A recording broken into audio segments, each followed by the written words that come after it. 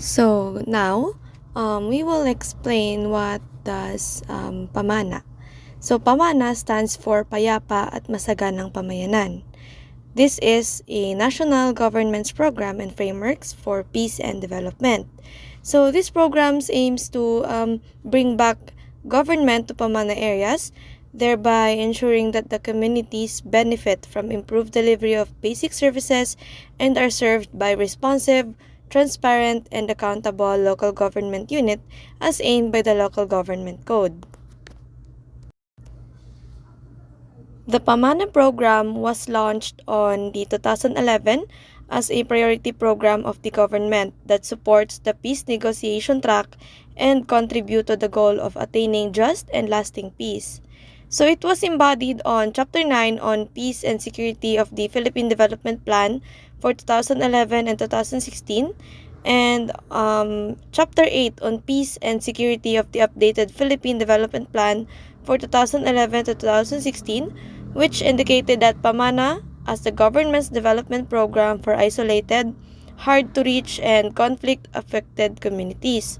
So at present, the PAMANA is embodied on Chapter 17 on Attaining Just and Lasting Peace of the Philippine Development Plan for 2017 to 2022 as the government's Peace and Development Convergence Program to communities and isolated, hard-to-reach, and conflict-affected and vulnerable communities. Now let's proceed to the objective of PAMANA. PAMANA has three main objectives, and each of these objectives are designed to address the different but interconnected challenges in conflict-affected areas. So, number one in our objective is the addressing injustices and improving access to socio-economic services. This explains that the PAMANA aims to tackle a long-standing issues such as yung inequality, marginalization, and lack of basic services in far-flung and conflict-vulnerable communities. It's provided access to socio-economic interventions such as yung infrastructure, livelihood, education, and the health services para ma-improve ang quality life of the residents. Number two in our objective is improving the governance. This helps to strengthen the capacity of both national and local government units to implement programs using a conflict-sensitive, peace-promoting, cultural-sensitive, and gender-sensitive approaches. And this means the program are designed to consider the unique needs and experience of different groups. For example, yung ating indigenous peoples, the women, and the youth. And this aims to avoid causing furthermore conflicts or division.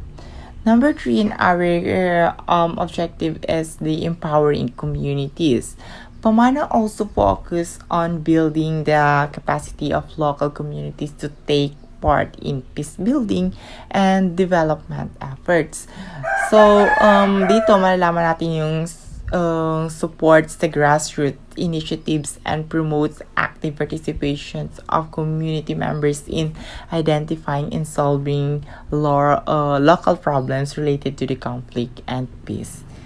So that's our objectives. So ngayon, mag-focus naman tayo sa strategic pillars of PAMANA. Para ma-achieve yung goals, PAMANA is built around three strategic pillars. May tatlo tayong ulit pillars. The number one pillar is the policy reform and governance interventions. This pillar focus on addressing deep-rooted injustices, especially those related to number one, the land tenure and ownership in sa lupa, and number two, control over natural resources, three, cultural identity and ancestral domain.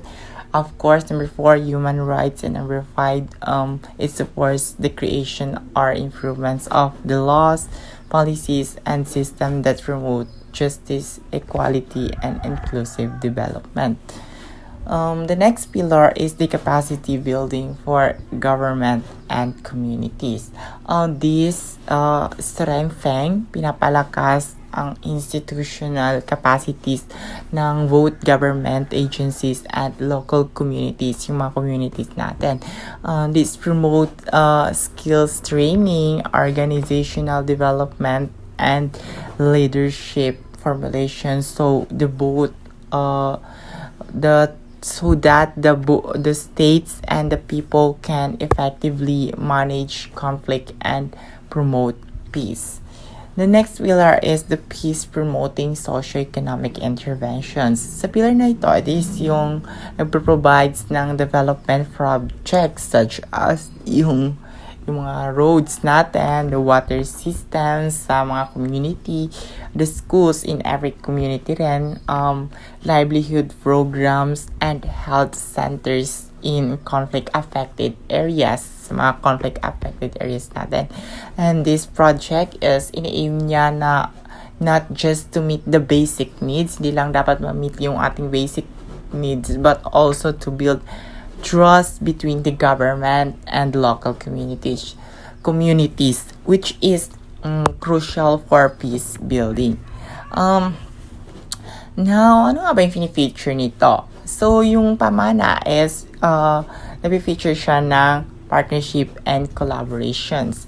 Na-emphasize niya dito yung multi-stakeholder collaborations, meaning it brings together the national government and agencies. Pinagkakasundo tayo. Of course, the LGUs, civil society organizations, and the local communities. Nagkakaroon ng mga collaborations dyan. And these partnerships, nag-i-ensure siya that the programs are locally relevant and inclusive and sustainable. In summary, kasali na yung kanina discuss to. Yung PAMANA is a holistic peace and development program.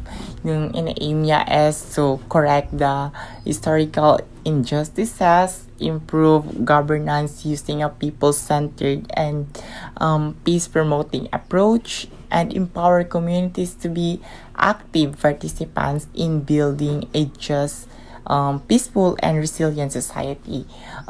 It does this ginagawa siya through strategic policy reforms, capacity building, and concrete socio-economic development projects in areas that need them the most. So, that's all for my part. Thank you. In the context of BARM, the PAMANA program to ARMM in 2016, so the project delivered under PAMANA CDD expansion or community-driven development expansion and the PAMANA MNLF program.